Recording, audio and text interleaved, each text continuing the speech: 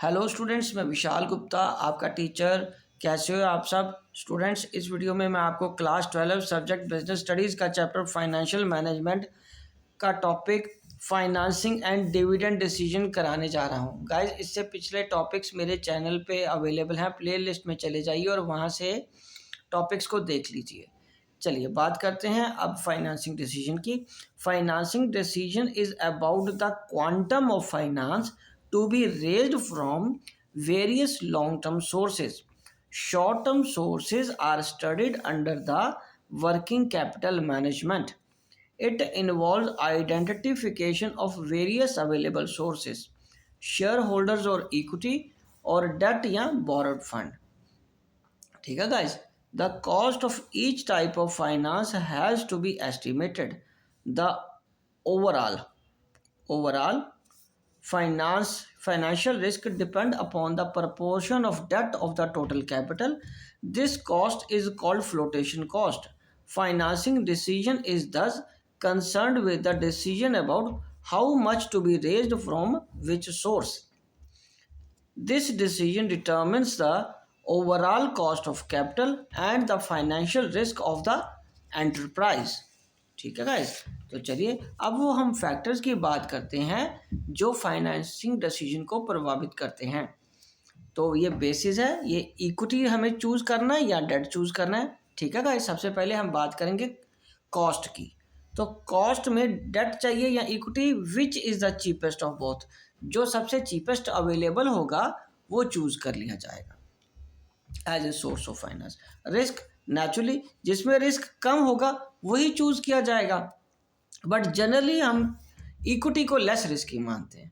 उसके बाद flotation cost, higher flotation cost is less attractive. ठीक है जी।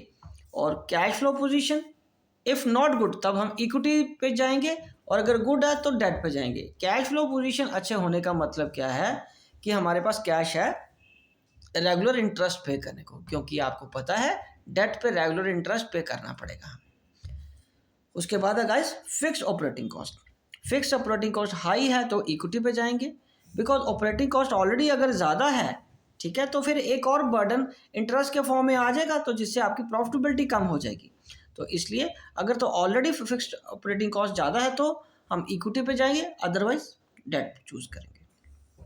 Control consideration, can share and don't want to share, और हम उसको शेयर नहीं करना चाहते। State of capital market, boom या डिप्रेशन। ठीक है जी। अगर कंट्रोल्ड कंसिडरेशन में हम अगर पहले बात करें तो अगर तो मुझे कंट्रोल शेयर करने में नए शेयर होल्डर के साथ कोई दिक्कत नहीं है कंपनी को, फिर तो हम इक्विटी चूज करेंगे। अगर वो शेयर नहीं करना चाहते तब वो डेट चूज करेंगे, क्योंकि लेंडर कभी भी आपका शेयर होल्डर नहीं बन पाएगा और कंट्रोल आपके साथ शेयर करने की जरूरत नहीं पड़ेगी।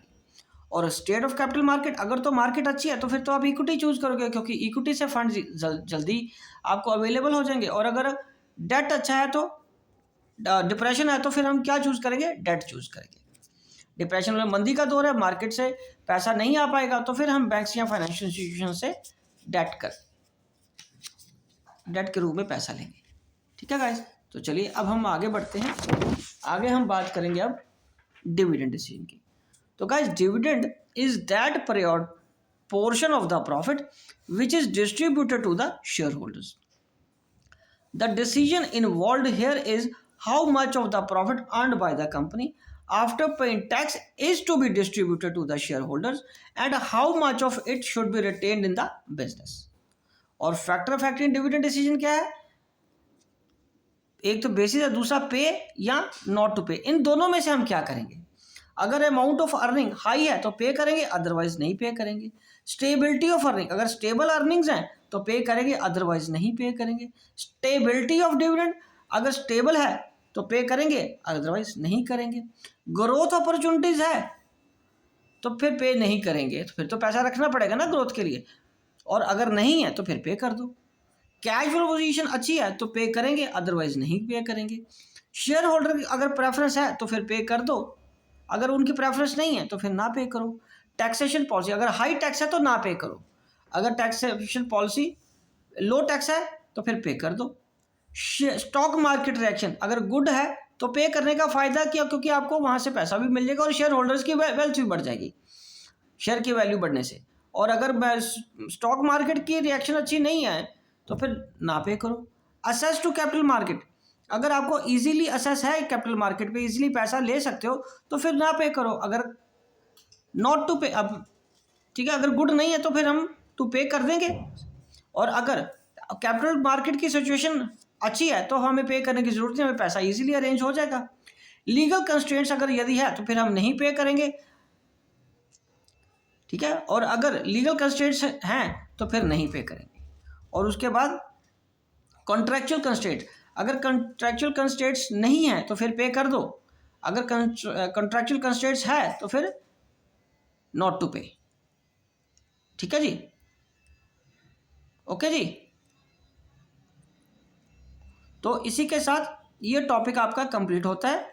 आई होप कि आपको अच्छे से समझ आ गया होगा गाइज। आप इसको नोट्स के फॉर्म में इस तरीके से बनाओगे तो आपको जल्दी समझ आएगा, ठीक है जी। तो इसी के साथ मैं ये वीडियो कंक्लूड करता हूँ। आप अगले पोर्शंस के लिए, अगला पोर्शन जो हम करेंगे गाइज वो करेंगे फाइनेंशियल प्लानिंग का। तो इसी तरीके से आप मेरे चैनल को सब्सक्राइब करके वीडियोस देखते रहें और अपना कोर्स कंप्लीट करते रहें। Wishing you good luck.